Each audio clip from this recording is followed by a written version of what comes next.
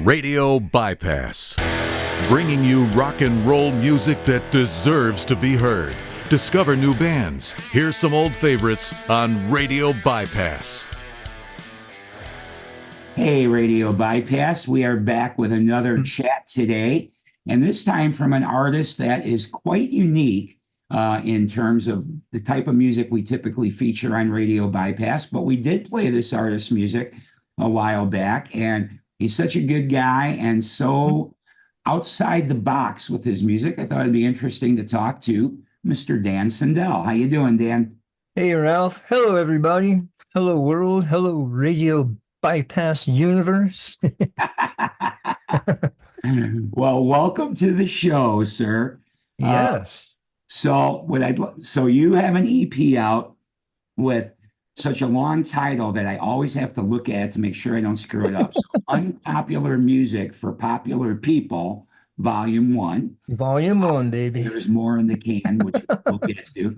But that title alone did pique my interest as to what you're doing. And then when I heard the first couple of tracks that I heard, I was like, well, this is kind of interesting because I can hear a little bit of, more metalish type guitar in some spots. But overall, the overall vibe for me, what kept entering my head was surf punk. That was kind of the two terms that kind of came in. And I think part of that is because there is so much layering to your guitar playing. Mm-hmm. But what I'd like to do, since this is your first time here, is have us tell us your story. I know you're a metalhead, but the music you've created, at least now that I've become familiar with, is probably not something that would be necessarily placed in the metal genre. But tell us about you, your background, and what led you to unpopular music for popular people. Well, first of all, I scanned the universe and just figured everything is just, to me, so boring and so much the same. And I don't know, I've always tried to go in a different direction from what's just considered normal. Maybe I'm abnormal, whatever. Like young Frankenstein, Abby normal. But I don't know, I just love all styles of music, and I don't like to just sit around and do the same thing. It just is boring for me. So just to keep my own self-interest and my love for all different styles, I just figured I'd take a little bit of everything that I grew up with and what I enjoy and kind of put it all together and see if it worked in a sort of a streamlined type of a package. Oh, my guitar keeps showing up in the background. Yes, I see. But, as far as the title goes, once again, I figured almost everything out there has been claimed. I mean, what are you going to do? You're not going to out Slayer. You're not going to out Megadeth. Everything's sort of taken and done. And I figured the only sort of thing left is maybe sarcasm. So I just kind of went down that route. And I figured I doubt if anyone's ever going to bother to listen to what I'm doing anyway. So unpopular music, popular, whatever. I'll just call it unpopular music for popular people. That's funny. Well, I respect that. I respect that you made music for you, but it's definitely intrigued more people than just me, because you recently even got it added to KLOS in Los Angeles. And I was telling you before we started that that's a pretty big deal, because it's hard to get new music, even for a legacy artist, on the radio these days. So kudos to you, sir.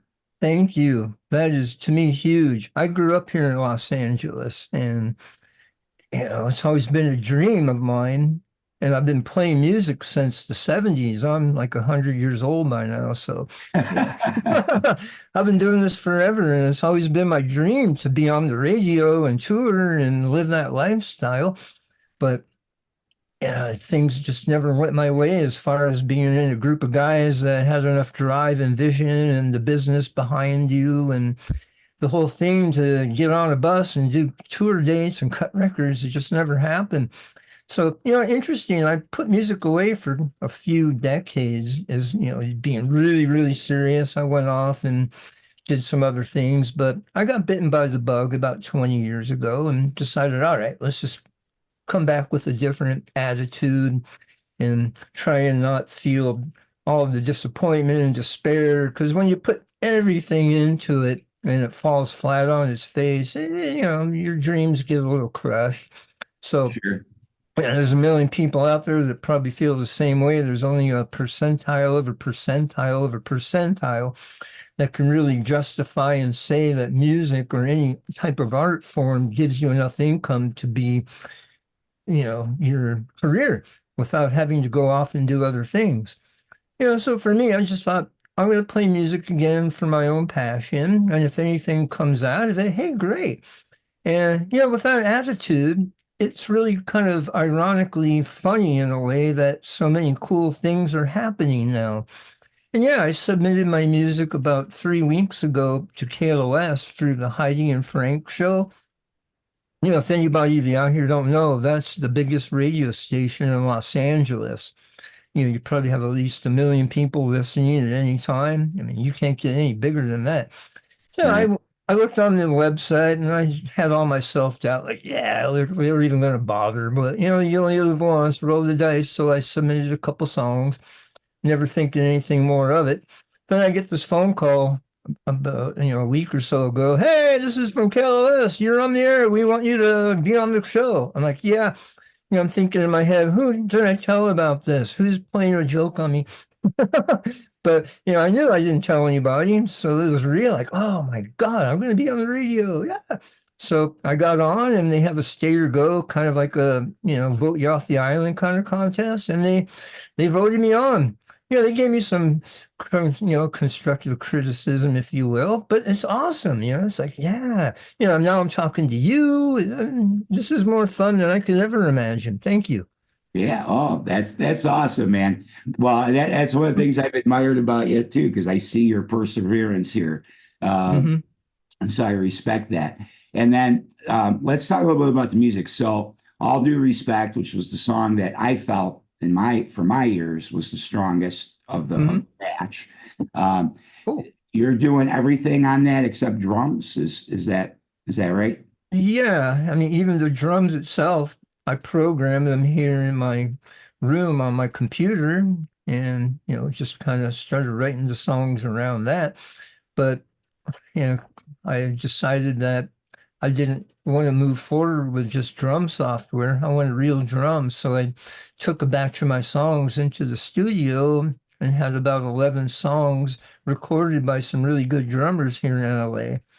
And the first 5 have been finished, and that's what I have to work with now.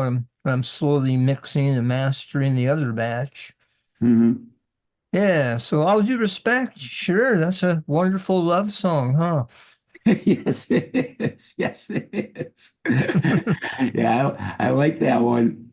Like I say, I thought that was the strongest of the batch. And yeah, it's a cool song, but again, interesting.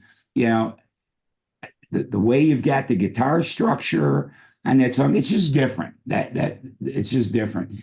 So I guess what I've been curious about too is as you were writing the song, was there many evolutions that took place prior to it becoming what it is? Or did you hear that in your head from the beginning as you were writing it and the way it is the way you heard it in your head? Well, that particular song actually fell in place pretty naturally. It didn't take a lot of fussing. It just sort of happened. Some of them, yeah, you got to really sit around and figure how to connect the dots and figure out how do I make this one part bleed over into this next one. And, sometimes things happen. You talk to a lot of guys. Sometimes it just happens like, wow, I didn't expect it to be that simple. Other Right. times you're beating your head against the wall for months and you put it away because it's driving you psycho. And then one day the idea just shows up out of nowhere. It's like, oh, right, thank you. This type of stuff could drive a guy mad. And was that a all right, it just fell into place song for you then? That song did. Yeah, it really did. Awesome. Awesome. It's one of the few that did. Most of those songs actually came together pretty quickly. It was divine intervention. Well, that's good. There's nothing wrong with that. No. So I mentioned how surf and punk kind of come into my head when I've listened to this. How would you describe your sound? You mean just that song or in general? Well, the whole overall body of work, that whole EP. It's hard to Well, I guess it's define. Well, that's really just hard to define because, I have so many different influences built in there. I mean, you could take almost every kind of groove and vibe and color from the 50s and 60s and 70s and 80s and 90s into current. And at every given moment, I've heard from so many different people who've come at me. You know how people are, oh, that sounds like this guy and that guy. I've heard so many things that I'd never even thought about. Like, okay, that's cool. I mean, if that's what you got out of it, that wasn't my intention, but I can see that. I'm not going to argue. For me, there's just like millions of like, that's kind of a broad generalization, but there's a lot of bands and artists and musicians that I just grew up with. And, somehow you just got to try and channel it without sounding like them, which is really, I think, the greatest challenge for any artist trying to write a song. You don't want to just all of a sudden have a guitar riff and next thing you know, subconsciously that was Carlos Santana or somebody, somebody points it out and you say, oh no, oh, it's too late. I already put it on tape. Now what? right, right.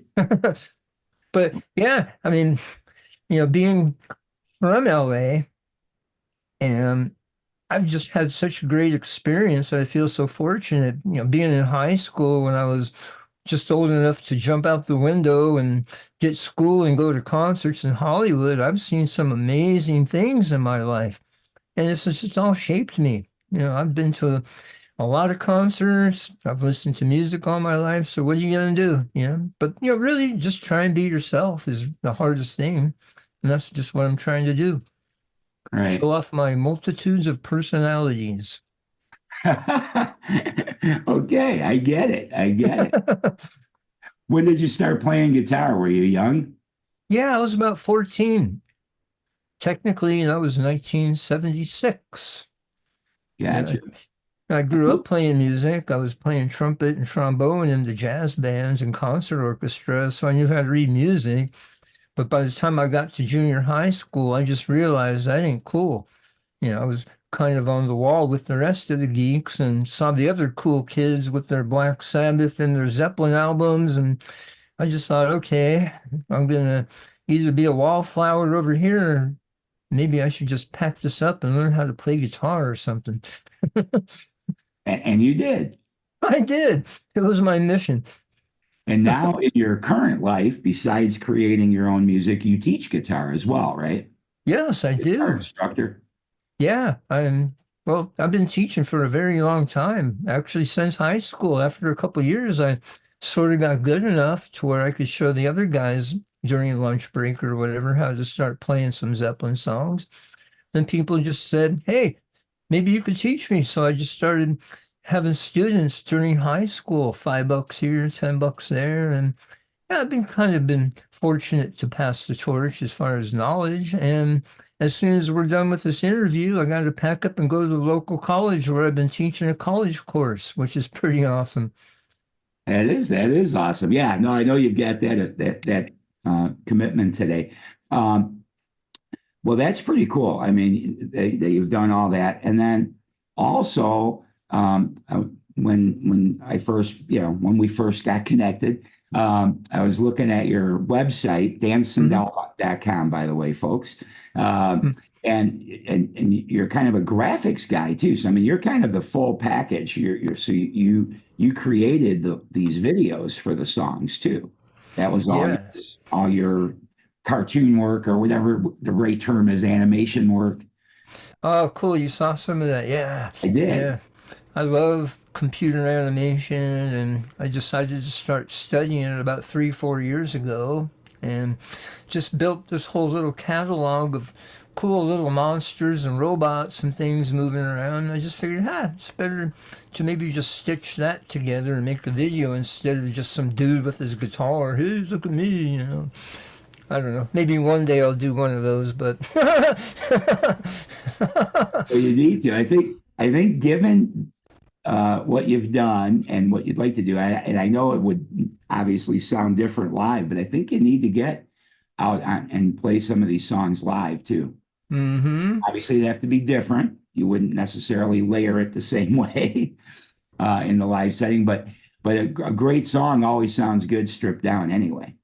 Yeah, I was just thinking that over the past few days because, you know, I'm out here I'm knocking on every door and I'm petitioning everybody that I know. You know, I want to put a power trio together. And it's so hard to find musicians right now that aren't already occupied by being in 7 different projects. You know, everybody's hustling. They got to, you know. You have to, yeah. You've got 4 or 5 tribute bands that pay the bills, a couple pet projects over here, and no one's got the time. And I just got the call the other day to maybe go up north and do a show or two. And I figured, well, I don't have anybody. Maybe I just have to go do this myself, like a VH1 storyteller kind of a thing, just me and my acoustic guitar. So I've been sitting around the past couple of days just saying, well, the song is a song. Forget all the 9 layers of vocals and the 12 guitar tracks. How can I just make this into a song like you're just hanging around and watching a guy play? So, you know, interesting you say that because that's what I've been doing the past few days, trying to strip it all down and just see if I can present these just as some guy with an acoustic guitar and maybe be able to keep you interested instead of boring the pants off you. You know? Right. Well, I might have a drummer for you. Maybe might have a buddy that is not in 65 bands. He's just in one. So well, that's still one too many. No, might be able to help you out there. Well, I'm just saying for some days if you want some days. Hey, I'll talk. All right. Well, I hope you do get a chance. But yes, I mean, I've always felt it, and then all my many musician friends have said it over the years. So it's always cemented in my brain that you wrote a good song if you can strip it down to just an acoustic guitar like you're doing. Mm-hmm. If it sounds good, then you wrote a good song. Conversely, if you can't make it work that way, then your song's probably not as good as it needs to be. Yeah, that I've heard that from many musicians over many years.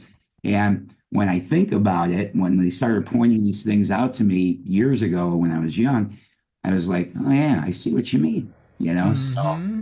So, and obviously it's a lot easier if you can go out and do shows that way, so you don't have to worry about anybody being late because it's all on you.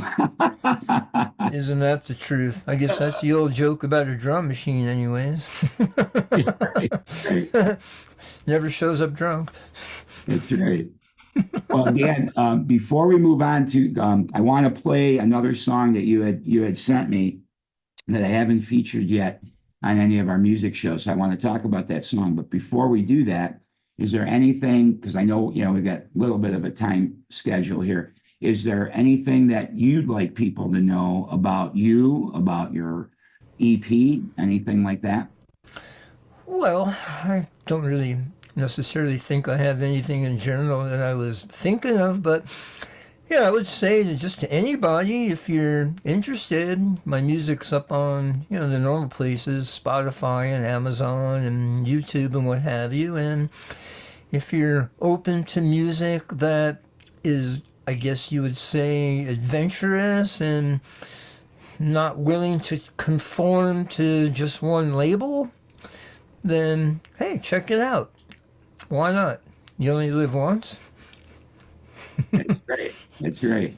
And I would add to go to his website, dansindel.com, and learn more about him. I mean, you've got quite the interesting combination of art forms that you're involved in, and you should check out his videos. They're pretty interesting. I'm always interested in graphics, and I'm no good at them. So I like the way you put those together. So check that out. Oh, thank you. All right. Then before we wrap up, then what I want to do is I want to end this with playing this track that you had sent me that I haven't played yet, which is "Rule the World." Mm-hmm. So tell us about that song. What inspired it, and just tell us a little bit about it before we hear the song. Well, I suppose in this day and age, with all the political unrest and division between so many people, I'm not a political guy. I don't get up on a soapbox, first of all, and try and get into those arguments. It's the last thing I ever want to do. But I would say, a lot of the songs that I do write are usually socio-political, or maybe have to do with personal insights and just life themselves. And it's kind of funny because a lot of people think that this song in general is somewhat time-stamped to current events, but it's not. I mean, bottom line is, since the dawn of man, there always has been, I would suppose, somebody who wants to rule the world, and there's always been rulers, oppressors, and the oppressed. So, it's just a general tale of life itself, really, without political current overtones. Mm-hmm. Yeah. I just thought I'd say that before anybody wants to, slug me in the face or whatever. No, I've always been interested in inspiration when people write songs, and knowing what was going through your brain at the time you were writing it, what were you thinking about?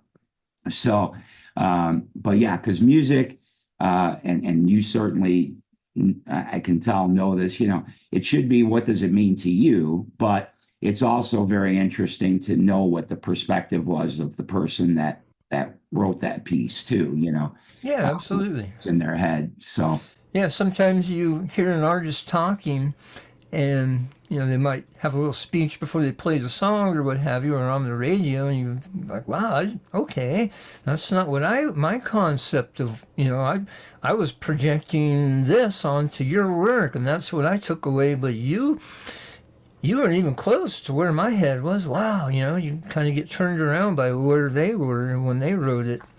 Right. I think that's great. Awesome. Well, Dan, thanks for coming by Radio Bypass and telling us a little bit about you. And everybody, check out dansindel.com, SINDEL.com. And stick around right now. We're going to crank up Rule the World from Dan Sindel. Thanks a lot, Dan. Hey, thanks a lot. Bye, everybody.